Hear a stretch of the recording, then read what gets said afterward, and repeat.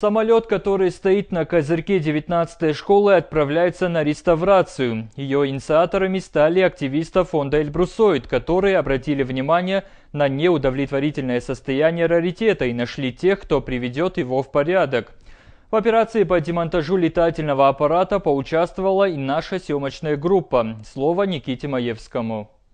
Школа носит имя советского летчика-истребителя Алима Байсултанова, первого героя Советского Союза среди уроженцев Северного Кавказа. Точная копия боевой машины, на которой воевал прославленный летчик, впервые за долгие годы покинет свое место, чтобы обрести новую жизнь. Мы сейчас еще и все-таки у нас присутствует чувство радости.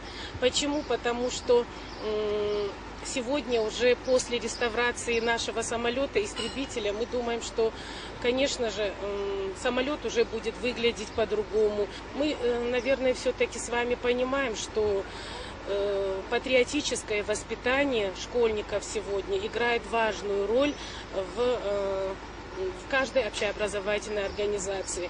И сегодня я глубоко убеждена в том, что дети, учащиеся, должны знать своих героев. Процессом демонтажа руководят специалисты из Ставропольского края. После того, как истребитель спустят на землю, останется отделить от фюзеляжа крылья и хвостовое оперение, погрузить части самолета на платформу тягача и отвезти их к месту ремонта в Минводы. На данном этапе происходит отстыковка стабилизатора, киля и руля поворота.